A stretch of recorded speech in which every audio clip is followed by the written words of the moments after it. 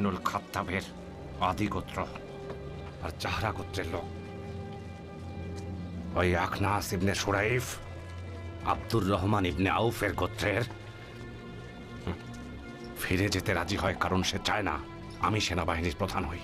যে সেনাবাহিনী মুহাম্মাদের বিরুদ্ধে অভিযান চালাবে, পরে সে আফসোস করবে, অনেক আফসোস।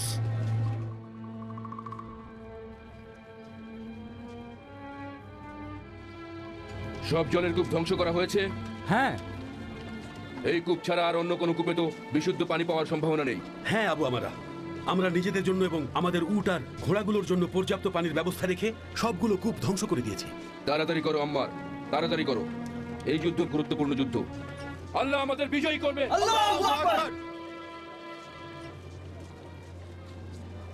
সাদ, আপনি কি আল্লাহ রাসূলের আদেশ পালন করছেন? হ্যাঁ আবু বকর, আমরা আল্লাহ রাসূলের নির্দেশ মোতাবেকই কাজ করছি। হাব্বাব ইবনে মুথির একটি ভালো পরামর্শ পেশ করেছেন। সবগুলো কূপ ধ্বংস করা হয়ে গেছে। আমাদের জন্য পর্যাপ্ত পানির ব্যবস্থা রেখেছি, যেন শত্রুরা যুদ্ধের ময়দানে পিপাসায় ক্লান্ত হয়ে যায়। হে আল্লাহ রাসূল, আমি আনসারদের একটি দল নিয়ে এই বালির পাহাড়ের উপরের ওই জায়গাটিতে আপনার তাঁবু পাহারা দেওয়ার জন্য থাকব, কারণ আগামীকাল আমরা শত্রুর মুখোমুখি হতে যাচ্ছি। যদি আল্লাহর রহমতে আমরা বিজয় পাই, যা আমরা এতদিন ধরে আশা করেছিলাম অবশ্যই পাব, আর তা যদি না হয় রাসূলুল্লাহ, তাহলে আপনি আপনার বাহন নিয়ে আমাদের পেছনের দলের সঙ্গে যোগ দেবেন। আমরা সব কিছুর থেকে আপনাকে সবচেয়ে বেশি ভালোবাসি। পেছনে অবস্থানরতরা যদি জানতো আপনি সম্মুখ যুদ্ধে, তাহলে তারা কোনোভাবেই সেখানে অবস্থান করতে চাইত না। আপনি ফিরে গেলে তাদের থেকে সব ধরনেরই সহযোগিতা পাবেন। তারা অত্যন্ত অনুগত হে রাসূলুল্লাহ, এবং আপনার পাশে থেকে লড়াই করার জন্য সর্বদাই প্রস্তুত। শুনুন মুসলিমগণ, জলাধার পাহারা দেওয়ার জন্য একদল লোককে দায়িত্ব দিতে চাই, যেন কেউ লুকিয়ে এক ফোঁটা পানিও এখান থেকে নিতে না পারে। মনে রাখবেন, আমাদের প্রাণ থাকতে ওদের কেউ যেন এর কাছে আসতে না পারে। আগামীকাল বদরের প্রান্তরে তৃষ্ণায় তারা ক্লান্ত হয়ে পড়বে, আর তারা প্রজাপতির মতো ঝরে পড়বে। তাই আপনারা এই জলাধারটি ভালোভাবে পাহারা দিবেন, যেন এর নাগাল কুরাইশ মুশরিকেরা না পায়। আল্লাহর শপথ, আমরা থাকতে তারা কখনোই আসতে পারবে না। আল্লাহ আপনাদের উপর সহায় হবেন। আফসোস লাগে কুরাইশদের জন্য, তারা বাজনা বাজিয়ে গান গাইছে আর শরাব পান করছে। আমি আমার চোখে তাদের মৃত্যু দেখতে পাচ্ছি। তারা কি তাদের মৃত্যু উদযাপন করছে? হে আল্লাহ, আপনি মহান। হে আল্লাহ, এই যুদ্ধে আমাদের বিজয় দান করুন, বিজয় দান করুন হে রাব্বুল আলামিন। আমিন। ভাইরা, সালাতের সময় হয়েছে। আল্লাহু আকবার, আল্লাহু আকবার, আল্লাহু আকবার, আল্লাহু আকবার। আশহাদু আল্লা ইলাহা ইল্লাল্লাহ, আশহাদু আল্লা ইলাহা ইল্লাল্লাহ, আশহাদু আন্না মুহাম্মাদার রাসূলুল্লাহ, আশহাদু আন্না মুহাম্মাদার রাসূলুল্লাহ।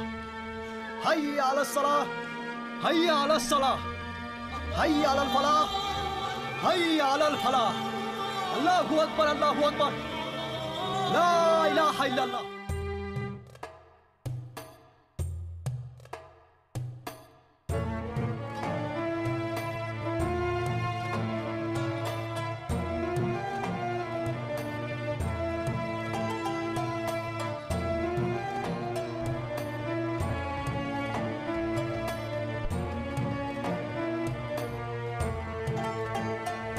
শরাব, ঝলসানো মাংস, নাচ আর গান।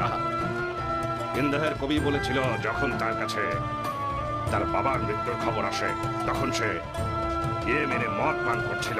আজ পান করে নে, কাল দেখা যাবে কি হবে। আগামীকাল আপনি মদিনায় মুহাম্মদ আর তার সাথীদের মৃত্যু দেখতে পাবেন। আগামীকাল যখন উপত্যকা লাশে ভরে যাবে, তখন আমাদের নাচ গান করা একদম উচিত হবে না। আমরা সবাই একই গোত্র থেকে এসেছি। যেহেতু মুহাম্মদের সাথে বেশিরভাগ যোদ্ধা কুরাইশ গোত্রের। এটা হচ্ছে ওদের নিজেদের কর্মফল। কিছুটা রক্ত ঝরলেই আবার সবকিছু আগের মতো হয়ে যাবে। উসাইরা খুয়াজা গোত্রের সাথে ঠিক এইরকম বিশ্বাসঘাতকতা করেছিল, যদিও খুয়াজা তাদের মাতৃগোত্র ছিল। আমাদের অবশ্যই মুহাম্মদ এবং তার অনুসারীদের একেবারে সমূলে ধ্বংস করতে হবে। শুনুন আবুল হাকাম, যদি উমাইর ইবনে ওয়াহাবিল জুমাহির কথা সত্যি হয়, তাহলে মক্কার জন্য সত্যি খুব খারাপ সময় আসছে। ও সবসময় একটু বেশি ভয় পায়। আমার সেটা মনে হয় না আবুল হাকাম। মুহাম্মাদের সাহাবীদের সম্পর্কে বলার সময় ওনাকে শঙ্কিত লাগছিল। শুনুন কুরাইশ সম্প্রদায়, শুনুন কুরাইশ সম্প্রদায়, দুর্যোগ সব সময় মৃত্যু ডেকে আনে। মদিনার ওই লোকেরা আমাদের জন্য মৃত্যু ডেকে আনছে। তারা নিজেদেরকে নিজেরা তরবারি দিয়ে রক্ষা করবে, আর আপনাদের অন্তত একজনকে হত্যা না করে তাদের একজন শান্তিতে থাকতে পারবে না। তারা যদি তাদের সমপরিমাণ আপনাদের লোক হত্যা করে, তবে তার পরিণাম কি হবে জানেন? এ ব্যাপারে কি আপনাদের কিছুই বলার নেই? আপনার কি মতামত আবুল হাকাম? আমি মনে করি যে তুমি আমাদের নাচ গান আর মদ উপভোগ করতে দাও। কাল কি হবে সেটা দেখা যাবে। এখন নাচ গান হোক। চলো।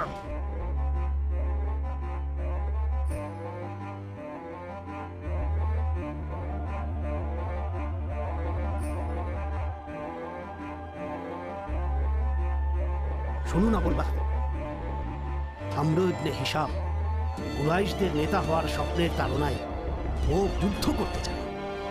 গোত্রের বেশিরভাগ অশ্বারোহী এবং প্রধানরা তার নেতৃত্বে রয়েছে। ও মক্কার শাসক এবং কুরাইশদের প্রধান হতে চায়। আমাদের তাকে সেটা থেকে বাধা দেওয়া উচিত আবুল বাখতার। উতবা ইবনে রাবিয়ার সাথে কথা বলুন। আমর ইবনে হাদরামি ওনার ভালো বন্ধু ছিলেন। তিনি বন্ধুর মৃত্যুর বদলা নিতে না চাইলে উভয় পক্ষেই কোনো ধরনের কোনো রক্তপাত হবে না। আটককৃত কাফেলা আক্রমণকারীরা মুক্ত করে দিয়েছে।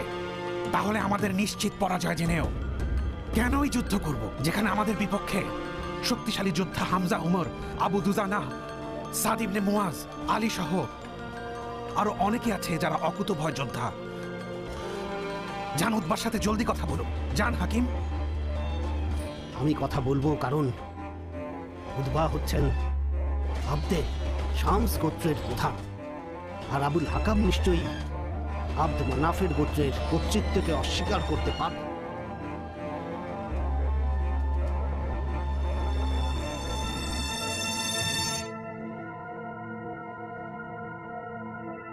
শুনুন মুসলিম ভাইয়েরা, শুনুন সবাই আমার কথা।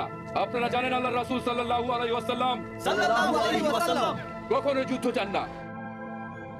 তিনি শুধু আবু সুফিয়ানদের কাফেলা আক্রমণ করতে চেয়েছিলেন। মুহাজিরিনদের সম্পদ পুনরুদ্ধার করার জন্য যেগুলো মক্কার মুশরিকেরা আমাদের ভাইদের কাছ থেকে কেড়ে নিয়েছিল, আর তারাই তরবারি উঠিয়েছে, যুদ্ধ চাইছে আবু জাহেল, আমর ইবনে হিশামের নেতৃত্বে। আমরা আল্লাহ রাসূলের নেতৃত্বে যুদ্ধ করব। আমরা মৃত্যুকেও ভয় করি না। তীরন্দাজদের আড়াল করে আপনারা সারিবদ্ধভাবে দাঁড়িয়ে পড়ুন। এমন ভাবে দাঁড়ান যেন পিছনে সূর্য আর সম্মুখে আপনার দৃষ্টি থাকে। আল্লাহর শত্রুদের দিকে একটুও ভয় পাবেন না।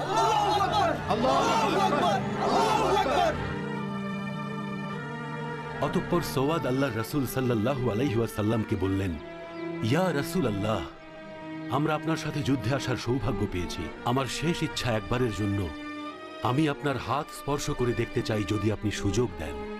হযরত আবু বকর সিদ্দিক সওয়াদকে নিয়ে রসুলের ঘরে প্রবেশ করেছিলেন, যেখানে সাদ ইবনে মুয়াজ কিছু আনসার সৈন্যদের নিয়ে দরজার বাইরে নিশ্ছিদ্র পাহারায় ছিলেন। রসুল সাল্লাল্লাহু আলাইহি ওয়াসাল্লাম তখন মহান আল্লাহ পাকের কাছে যুদ্ধ জয়ের জন্য দোয়া করছিলেন।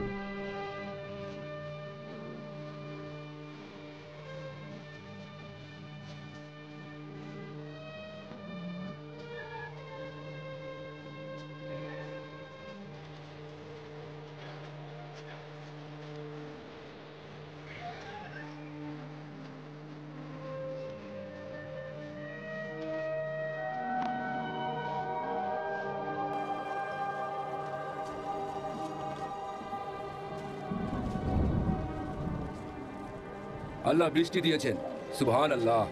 বৃষ্টি হওয়াতে যুদ্ধের ময়দান আমাদের অনুকূলে, আমাদের যোদ্ধারা সহজেই লড়াই করতে পারবে। আপনি ঠিক বলেছেন।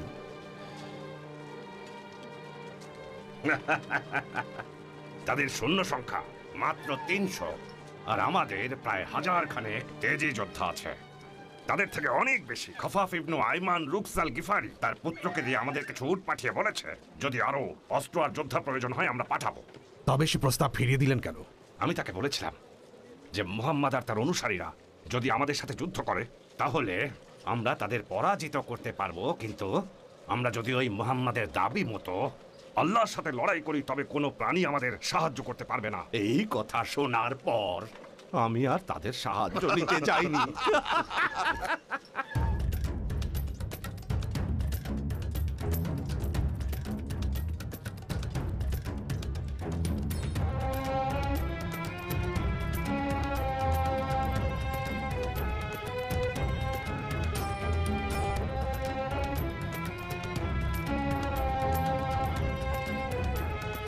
আপনারা শুনুন মুসলিম ভাইয়েরা, আল্লাহ সাহায্যের জন্য ফেরেশতা পাঠিয়েছেন, তাই ভয় পাবেন না।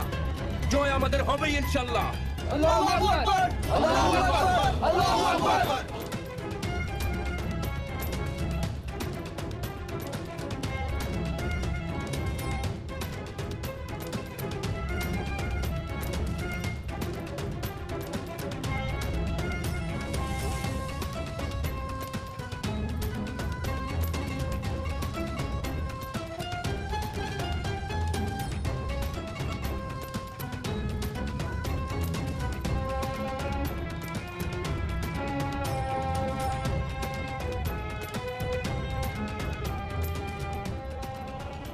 শুভ সকাল আবু আলী। আপনাকেও শুভ সকাল হাকিম। মনে হচ্ছে কিছু বলতে চাইছেন। শুনুন আবু আলিদ, আমাদের বিরুদ্ধে যুদ্ধ চলছে আর আবুল হাকাম ইবনে হিশাম এতে অনেক রেগে আছেন।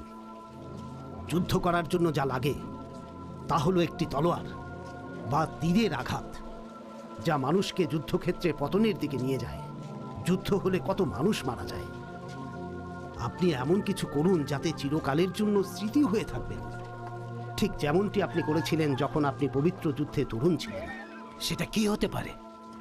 আপনার বন্ধু আমর ইবনে হাদ্রামের হত্যার প্রতিশোধ না নিয়ে লোকজন সহ মক্কায় ফিরে যান। আমিও সেটাই চাই হাকিম।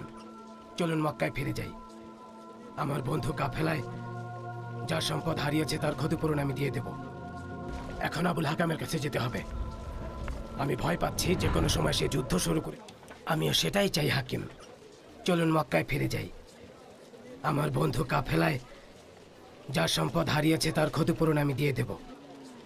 এখন আবুল হাকামের কাছে যেতে হবে। আমি ভয় পাচ্ছি যে কোনো সময় সে যুদ্ধ শুরু করে দিতে পারে। চলুন চলুন। সাদ শোনো। জি বলুন আবু বকর। আল্লাহ রাসূল সাল্লাল্লাহু আলাইহি ওয়াসাল্লাম বলেছেন, সাল্লাল্লাহু আলাইহি ওয়াসাল্লাম, শত্রুপক্ষের মধ্যে যদি একজন সৎ ব্যক্তি থেকে থাকেন তিনি হলেন ওই লাল উটে চড়া লোকটি। লাল উটে চড়ে আসা ওই লোকটা কে আবু বকর? উতবা ইবনে রাবিয়া, কুরাইশদের অন্যতম প্রধান, আমাদের মুসলিম ভাই আবু হুজাইফার পিতা।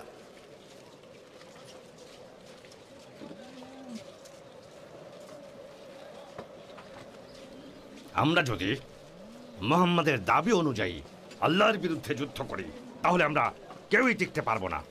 কি ভয়ঙ্কর ব্যাপার চিন্তা করেছো?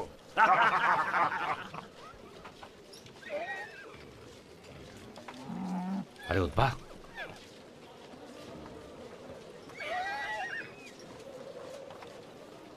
কি হয়েছে আবুল ওয়ালিদ? শুনুন কুরাইশ প্রধানগণ, যদি মুহাম্মদ ও তার সঙ্গীদের মুখোমুখি হন তবে আপনারা কিছুই অর্জন করতে পারবেন না।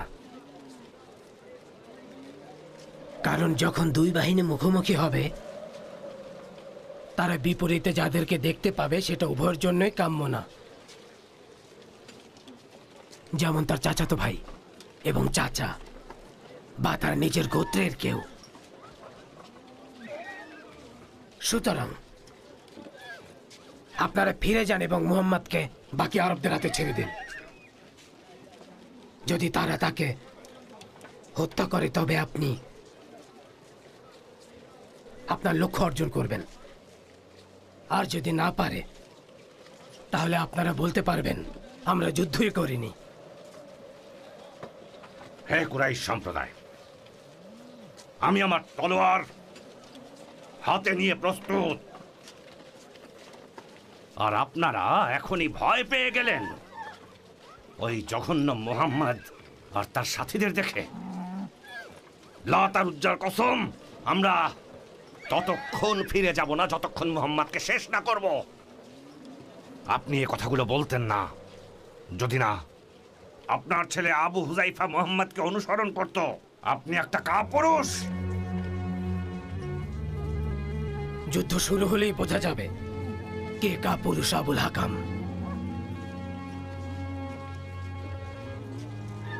এই আমির, এদিকে আসুন। আপনার বন্ধুদের দেখুন, যারা প্রতিশোধ নিতে এসে ভয় পেয়ে ফিরে যাচ্ছে। তাই নিজ হাতে প্রতিশোধ নিয়ে তাদের দেখিয়ে দিন। সবাই শুনুন, আমার ভাইয়ের মৃত্যুর প্রতিশোধ চাই। হে কুরাইশ সম্প্রদায়, আসুন আমরা মুহাম্মদ আর তার সাথীদের পরাজিত করি। পরবর্তীতে আফসোস করবেন, এটা মনে রাখবেন।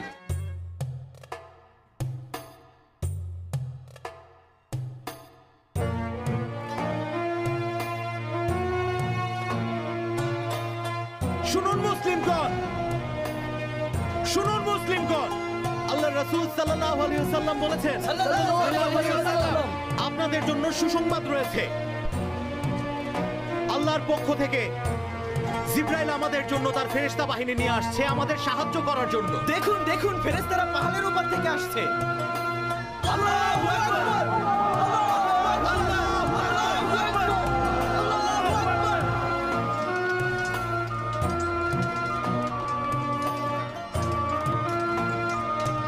আপনারা শুনুন মুসলিম ভাইয়েরা, আল্লাহ রাসূল সাল্লাল্লাহু আলাইহি ওয়াসাল্লাম এই দোয়া করেছেন, সাল্লাল্লাহু আলাইহি ওয়াসাল্লাম, হে আল্লাহ, অহংকারী কুরাইশরা আপনাকে অস্বীকার করছে, আপনার প্রিয় রাসূলকে অপমান করছে। হে আল্লাহ, আমি আপনার বিজয়ের অপেক্ষা করছি, যার প্রতিশ্রুতি আপনি আমাকে দিয়েছিলেন। আল্লাহ বিজয় দান করবেন। হে আল্লাহ, আমাদের বিজয় করুন। আল্লাহ আমাদের বিজয় করুন।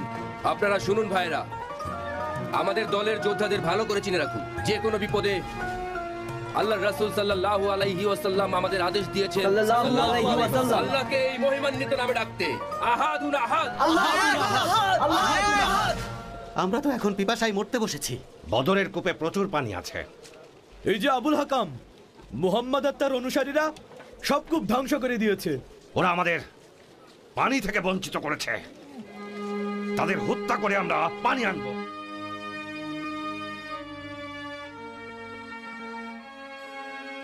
শুনুন মুসলিমগণ, শুনুন মুসলিমগণ, আল্লাহ রাসূল সাল্লাল্লাহু আলাইহি ওয়াসাল্লাম বলেছেন, সাল্লাল্লাহু আলাইহি ওয়াসাল্লাম, যে ব্যক্তি মহান আল্লাহ তাআলার সন্তুষ্টি লাভের আশায় যুদ্ধে যে মৃত্যুর মুখোমুখি হবে, আল্লাহ তাকে জান্নাত দান করবেন। শুনুন মুসলিমগণ, শুনুন মুসলিমগণ, আল্লাহ রাসূল সাল্লাল্লাহু আলাইহি ওয়াসাল্লাম বলেছেন,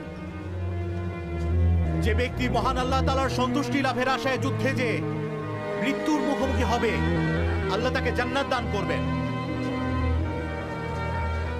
তোমার মন খারাপ কেন খাব্বাব? মৃত্যুকে ভয় পাচ্ছ? আল্লাহর পথে মৃত্যু আমার কাছে যে কতটা সৌভাগ্যের দেখুন আব্দুল্লাহ, ওই মুশরিকদের দলে আমাদের সেই মুসলিম যুবক ভাইয়েরা আছে যারা কিনা চাপের মুখে পড়ে ইসলাম থেকে ফিরে গিয়েছিল, তখন অসহায় হয়ে ফিরে গিয়েছিল, আর এখন তো আমাদের সাথেই তারা লড়াই করতে এসেছে। আসলে এটা খুবই কষ্টকর ব্যাপার। আমাদের সাথে যুদ্ধ না করে তাদের ঘরে থাকা উচিত ছিল না? সত্যিই তাই খাব্বাব, এটা খুবই হতাশাজনক ব্যাপার। শুনুন মুসলিমগণ, শুনুন মুসলিমগণ, আল্লাহ রাসূল সাল্লাল্লাহু আলাইহি ওয়াসাল্লাম বলেছেন, সাল্লাল্লাহু আলাইহি ওয়াসাল্লাম, মক্কার কিছু লোক হাশিম গোত্রের মতো চাপে পড়ে এখানে এসেছে, তাই যুদ্ধে তাদের মুখোমুখি হলে কেউ হত্যা করবেন না। যে ব্যক্তি আব্বাস ইবনে আব্দুল মুত্তালিবের মুখোমুখি হবে, সে যেন তাকে হত্যা করা থেকে বিরত থাকে, কারণ তারা জোরপূর্বক এখানে এসেছে। শুনুন মুসলিমগণ, শুনুন মুসলিমগণ, আল্লাহ রাসূল সাল্লাল্লাহু আলাইহি ওয়াসাল্লাম বলেছেন, আমি আমার আব্বা এবং নিজের ভাইদের কিভাবে হত্যা করব? যেভাবেই হোক তাদেরকে এড়িয়ে চলবো। রাসূলের চাচা আব্বাস মুশরিকদের পক্ষে বদর যুদ্ধে যোগ দিয়েছিলেন। এই সংবাদ রাসূল শোনার পর সকল সাহাবীদের নির্দেশ দিয়েছিলেন যুদ্ধে আব্বাস বা বনি হাশিম গোত্রের কাউকে হত্যা না করতে। তার কারণ হচ্ছে জোরপূর্বক ওনাদেরকে যুদ্ধক্ষেত্রে আনা হয়েছে। লড়াই চলাকালীন সময় যখন মুজাজ্জির ইবনে জিয়াদ মুখোমুখি হলেন আবুল বাক্তারির, তখন তিনি বলেন, মহান আল্লাহ পাকের রাসূল হাশিম গোত্রের কাউকে হত্যার নির্দেশ দেননি। আবুল বাখতারির বন্ধু জুনাদাহ ইবনে মুলাইহা তখন তার পাশেই ছিল। ইবনে মুলাইহা মুজাজ্জিরকে আক্রমণ করতে আসলে মুজাজ্জির জুনাদাকে উদ্দেশ্য করে বলেন, আল্লাহ রাসূল কিন্তু তোমার সাথে যুদ্ধ করতে নিষেধ করেননি। লড়াইয়ের এক পর্যায়ে আবুল বাখতারি মুজাজ্জিরকে হত্যা করতে এগিয়ে আসে, আর মুজাজ্জির আত্মরক্ষা করতে গিয়ে আবুল বাখতারিকে হত্যা করে।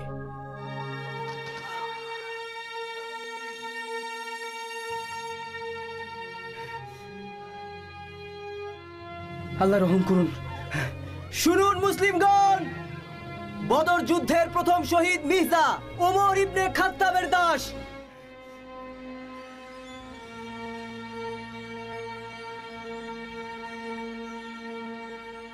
এক ফোঁটা পানিও পান করতে পারবেন না।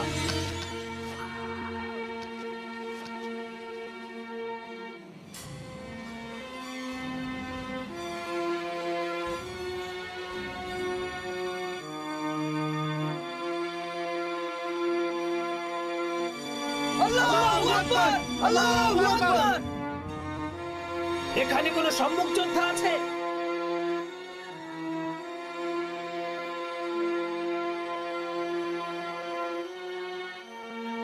তোমরা কারা? আমি আব্দুল্লাহ ইবনে রাওয়া, আরুনি আউফ, আর পাশে মুয়াওয়ি ও আপনার পুত্র এবং একজন আনসার। আমাদের লোক যারা আমাদের প্রতিদ্বন্দ্বী হয়েছে তাদেরকে পাঠাও মুহাম্মদ। আল্লাহর রাসূল নির্দেশ দিয়েছেন দ্বৈত যুদ্ধের জন্য হামজা ইবনে আব্দুল মুত্তালিব, উবাইদা ইবনুল হারিস আর আলী ইবনে আবু তালিবকে এগিয়ে যেতে।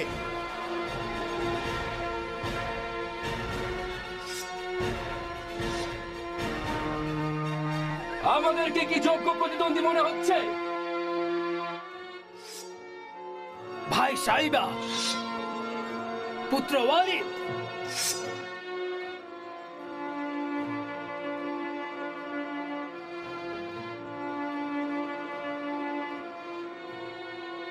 কেন আপনি আল্লাহর সৃষ্ট বিধানের বাইরে যাচ্ছেন? মনে রাখবেন, আল্লাহর ইচ্ছা মানুষের ইচ্ছার চেয়ে শক্তিশালী।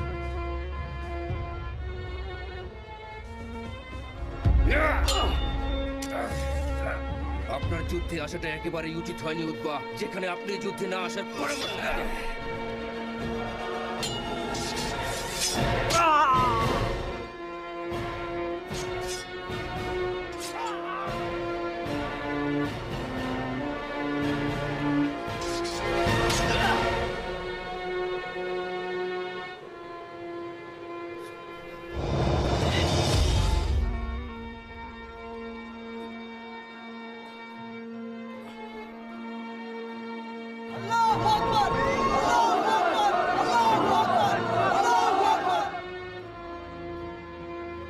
যাও, লাশ নিয়ে এসো।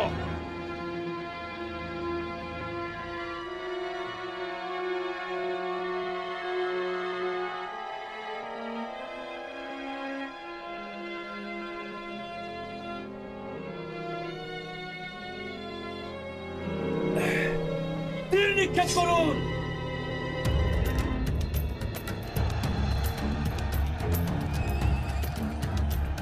সোজাসুজি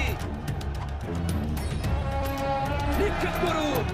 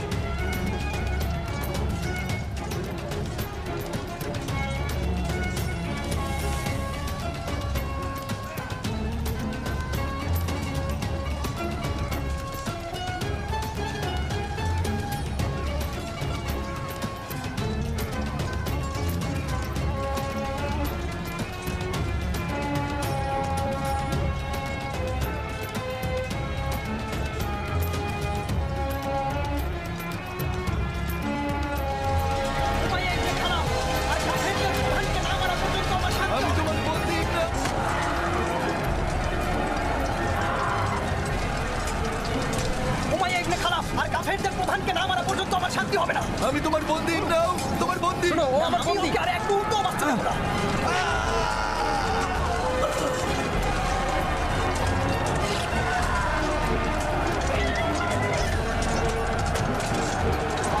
আল্লাহু আকবার।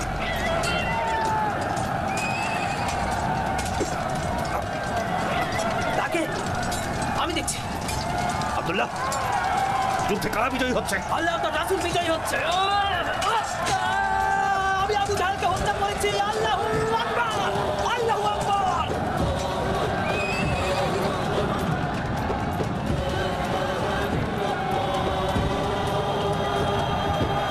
শুনুন মক্কাবাসী, শুনুন মক্কাবাসী, আপনাদের উপর ভয়াবহ বিপদ নেমে এসেছে। উতবা ইবনে রাবিয়া আর তার ভাই সাইবা ইবনে রাবিয়া, আবুল হাকাম ইবনে হিশাম, নাবি মুন্নাবি সহ অনেকেই নিহত হয়েছেন।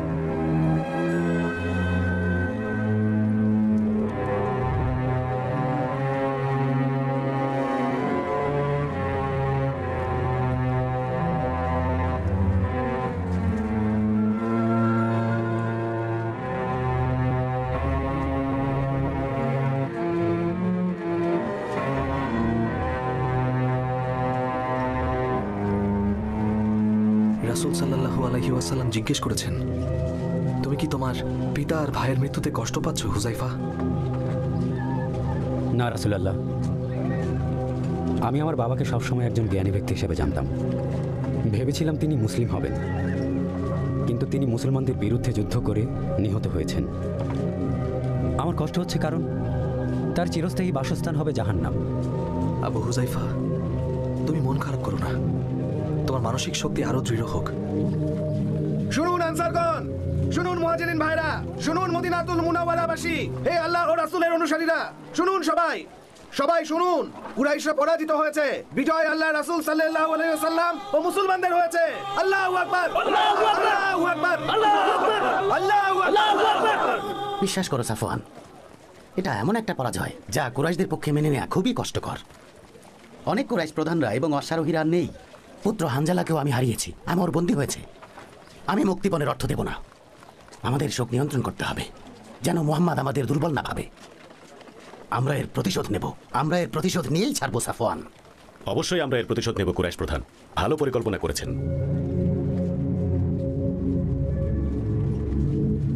আপনি থামুন আব্বাস, থামুন। কি হচ্ছে সব? কুরাইশেরা সবাই একত্রিত হচ্ছে। ওরা বিজ্ঞ ব্যক্তি আর প্রধানদের মৃত্যুর বদলা চায়। কাফেলার সম্পদ দিয়ে তারা অস্ত্র কিনে বিশাল সৈন্যবাহিনী গড়ে তুলছে। ওরা শীঘ্রই মুহাম্মাদের বিরুদ্ধে প্রতিশোধের পরিকল্পনা করছে। প্রতিশোধ? হ্যাঁ, প্রতিশোধ। আমি তো সেরকমই শুনেছি। আমার আর কি বলার আছে? আবু সুফিয়ান আর আব্দুল উজ্জা আবার রাসূলের বিরুদ্ধে যাচ্ছে। কুরাইশেরা যেন তাদের হত্যার মুক্তিপণ নিয়ে বিষয়টা মিটিয়ে ফেলে। হে কুরাইশ প্রধানেরা, আমার এখন কি হবে? কে এর ক্ষতিপূরণ দেবে? এই মৃত্যুর বদলা আমি কিভাবে পাবো? আমি এখন কি করব? শান্ত হও কিনাস, শান্ত হও।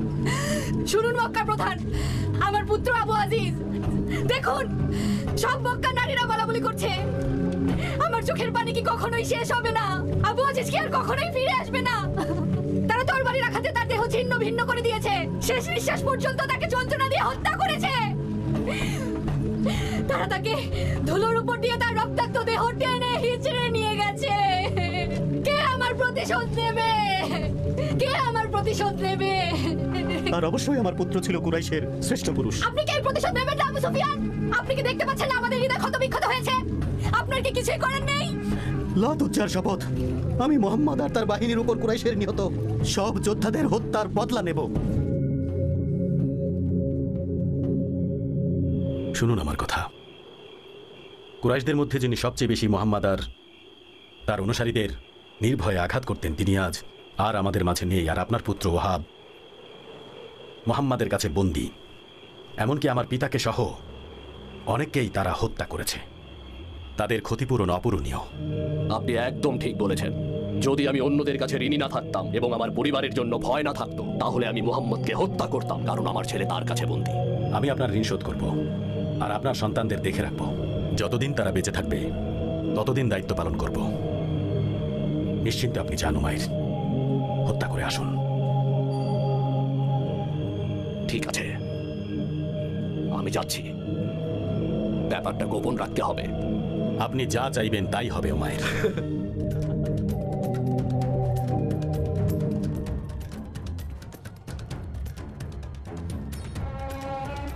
মুহাম্মদ যুদ্ধে জয়ী হয়েছে, মুহাম্মদ জিতে গেছে। আর এখন সে আউস ও খাজরাজের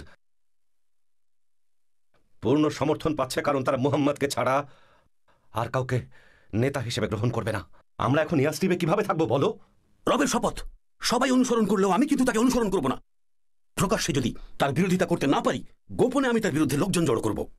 আমি যতক্ষণ কিছু না করতে পারি ততক্ষণ ভালো হয়েই থাকবো।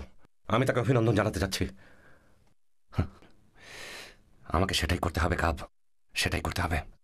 মুহাম্মদের অনুসারীরা এসব আচরণকে মুনাফিক বলে।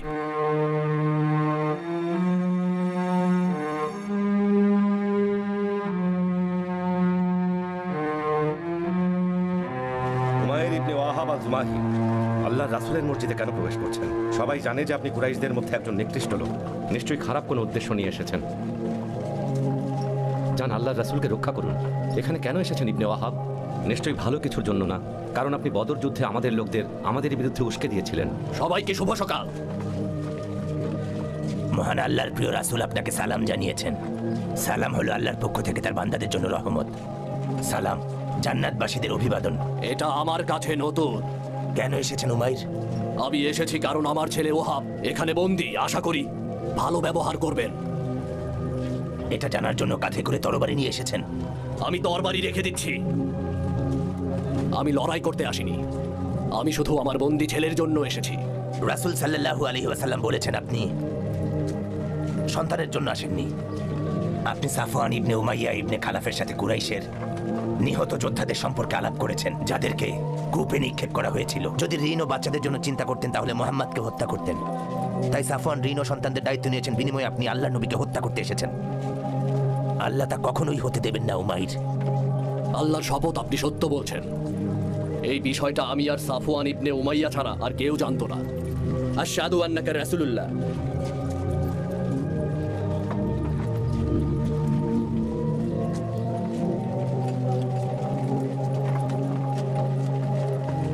আমরা আপনাকে অস্বীকার করতাম রাসূলুল্লাহ।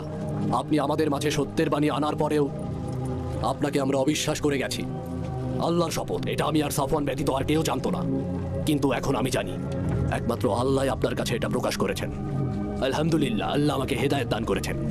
আমি ইসলামে ঈমান এনে বলছি, আশহাদু আল্লা ইলাহা ইল্লাল্লাহ ওয়া আশহাদু আন্না মুহাম্মাদান রাসূলুল্লাহ।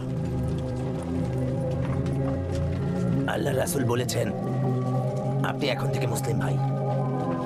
হে আল্লাহর রাসূল, আমি মক্কায় মুসলমানদের প্রতি সবচেয়ে কঠোর ব্যক্তি ছিলাম। তাই আমাকে অনুমতি দিন যেন আমি মক্কায় গিয়ে সেখানে তাদের কাছে সত্য ধর্ম ইসলাম প্রচারের এবং মহান আল্লাহ ও তার রাসূলের ওপর ঈমান আনার আমন্ত্রণ করতে পারি। আল্লাহ তাদের হেদায়েত দিন, তা না হলে। উমাইর, রাসূলুল্লাহ বলেছেন ধৈর্যশীল হয়ে ও সুষ্ঠুভাবে ইসলামের পথে আমন্ত্রণ জানাও। উমাইর পুত্রকে ছেড়ে দাও। আল্লাহ আপনাকে সত্য বিশ্বাসে অটল রাখো।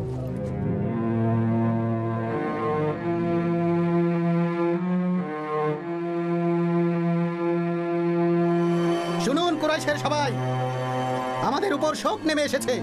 প্রতিশোধ ছাড়া আর কিছুই আমরা চাই না।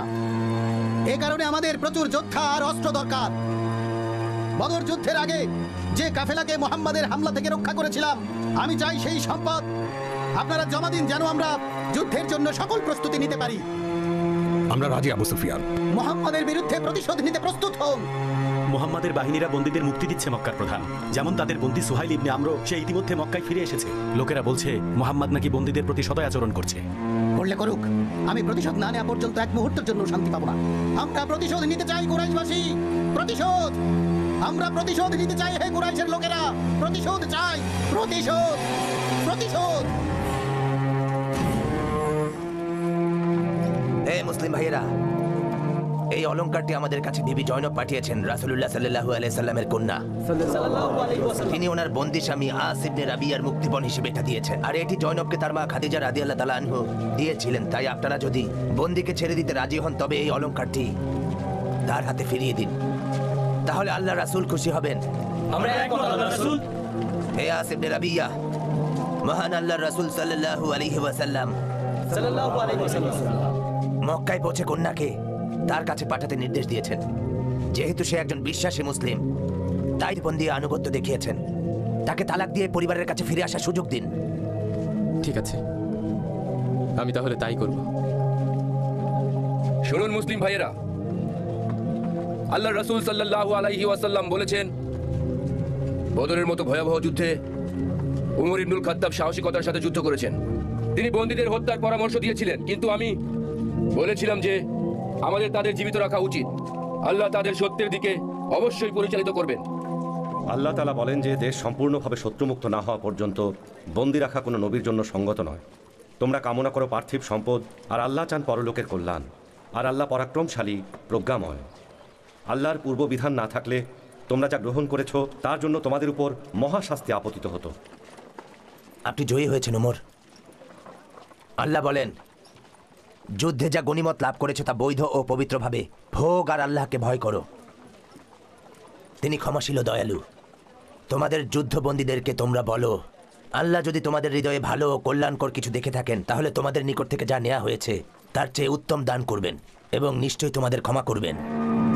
আল্লাহ তাআলা ক্ষমাশীল এবং করুণাময়।